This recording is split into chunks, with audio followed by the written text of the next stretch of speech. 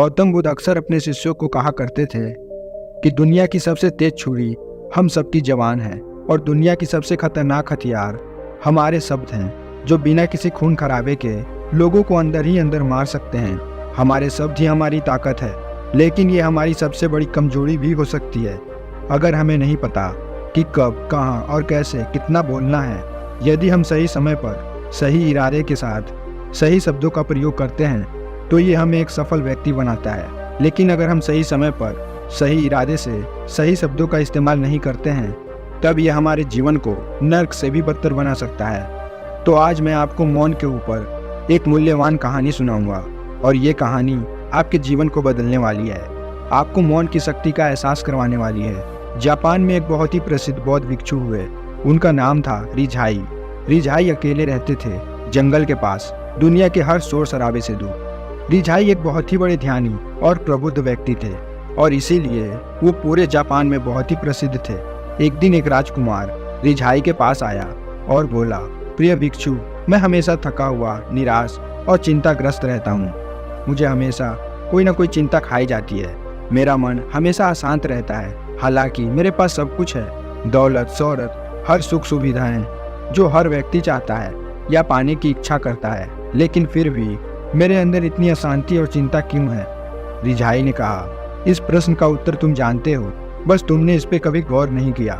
रिझाई ने आगे कहा, मैं एक प्रयोग करना चाहता हूँ, क्या तुम करना चाहोगे? इस प्रयोग के बाद तुम्हारे जीवन में कोई भी अशांति, बेचैनी या चिंता नहीं रहेगी। ये सारी बातें सुनकर राजकुमार बहुत ही हैरान हुआ। उसने रिझाई से कहा, बताइए मुझे करना क्या है? अपने मन की शांति के लिए मैं कुछ भी करने को तैयार हूँ। भिक्षु रिझाई ने एकदम शांत स्वर में उत्तर दिया, अगले 10 दिनों तक तुम मेरे आश्रम में रहोगे और एक सामान्य व्यक्ति की तरह अपना जीवन व्यतीत करोगे और इन 10 दिनों में तुम्हें एकांत में अकेले मौन बैठे रहोगे, जितना हो सके कम बोलोगे। राजकुमार भिक्षु की बात से सहमत हो गया। पहले दिन राजकुमार को लगा कि उसका मन सामान्य से अधिक अशांत और अधिक विचलित है। उसके मन में तरह तरह के प्रश्न उठ रहे थे और वो आम लोगों की तरह जीवन जीने में असहज महसूस कर रहा था। उसके अंदर से बोलने की प्रबल इच्छा उठ रही थी, लेकिन वह मौन रहा। उसके मुख से कुछ न निकला, एक शब्द भी नहीं। वह चुपचाप बैठा रहा, लेकिन रात होते ही उसे अंदर ही अंदर शांति का अनुभव होने लगा। उसके लिए यह अनुभव अजीब था। वह खुद से पूछ रहा था कि वह अंदर ही अंदर खुशी क्यों महसूस कर रहा है और उसकी आंतरिक बेचैनी और चिंता आखिर कम क्यों होने लगी है। अगले दिन राजकुमार एकांत में चुपचाप बैठा प्रकृति को निहार रहा था, पौधों को, फूलों को और आकाश में उड़ रहे पक्षियों को, और वो अपने जीवन में पहली बार ये महसूस कर रहा था कि उसकी आसपास की प्रकृति कितनी अद्भुत है। वह दिन भर प्रकृति की सुंदरता को देखता और उसकी शांति को महसूस करता रहा।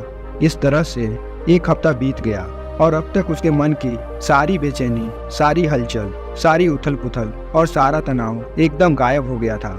8वें दिन की सुबह राजकुमार फिर से एकांत में बैठ गया और कुछ ही मिनटों में उसकी आंखें अपने आप ही बंद हो गई और वह गहरे ध्यान में चला गया। वह पूरे दिन वहीं एकांत में बैठा रहा और गहरे ध्यान में डूबता चला गया। ना कोई शब्द, ना कोई चिंता। राजकुमार भीतर से असीम शांति और आनंद से भर गया। राजकुमार अपने बाकी के 2 दिन इसी तरह गहरे ध्यान में व्यतीत करने के बाद 11वें दिन रिझाई के सामने प्रस्तुत हुआ और रिझाई को प्रणाम करके बोला, प्रिय भिक्षु, मुझे उत्तर मिल गया कि मेरे मन में इतनी उथल पुथल और चिंता क्यों थी। मैं जान गया कि मेरा मन इतना आसान और विचलित क्यों था। रिझाई ने मुस्कुराते हुए पूछा, बताओ क्या उत्तर मिला तुम्हें? राजकुमार ने कहा, मैं आवश्यकता से अधिक बातें करता था। मैं किसी पर भी अपने शब्द और अपनी ऊर्जा व्यर्थ करता था। मैं दिन भर अपने और आपस के लोगों के बीच फालतू की बातें करता रहता और फिर उन्हीं के बारे में अकेले में सोचता रहता और ज़्यादातर समय नकारात्मक ही सोचता। इस तरह मैं बस अपना समय और ऊर्जा ही बर्बाद कर रहा था। ज़्यादा बोलने और नकारात्मक सोचने की वजह से मेरा मन अशांत और बेचैन था और इस वजह से मैं किसी भी चीज़ पर ठीक से काम नहीं कर पा रहा था, जिससे फिर मैं लगभग हर काम में असफल होने लगा और फिर लगातार मिलने वाली इन असफलताओं की वजह से मैं और भी उदास और परेशान रहने लगा और इसने मेरे जीवन को नष्ट कर दिया। लेकिन ये 10 दिन पूरी तरह से अलग थे। अब मुझे ऐसा लग रहा है कि मैं अपना जीवन पूरी तरह से जी रहा हूँ, लेकिन इससे पहले मैं अपना जीवन गलत तरीके से जी रहा था। और मैंने यह भी सीखा कि हमें सिर्फ ध्यान करने की जरूरत नहीं है, ध्यान अपने आप होता है। जब हम स्थिर, शांत और मौन होते हैं। ध्यान के पिछले कुछ दिनों के दौरान मैंने जो पहली चीज सीखी वो ये है कि मनुष्य के जीवन की सबसे महत्वपूर्ण घटना स्वयं को जानना है। यह सुन रिझाई ने कहा, सिर्फ तुम्हें ही नहीं, दुनिया में ज्यादातर लोग जरूरत से ज्यादा बोलते हैं। आज भी लोग ज्यादातर समय केवल एक दूसरे को नीचा दिखाने के लिए ही बोलते हैं। कुछ लोग ना चाहते हुए भी बातें करते हैं और अपना जीवन बर्बाद कर लेते हैं। रिझाई ने राजकुमार को मौन का महत्व समझाते हुए कहा, एक बार गौतम बुद्ध से उनके शिष्यों ने पूछा, प्रिय बुद्ध, आप ज्यादातर समय चुप क्यों रहते हैं? बुद्ध ने कहा, क्योंकि मौन में मैं अपने भीतर अनंत शांति की गहराई में होता हूँ।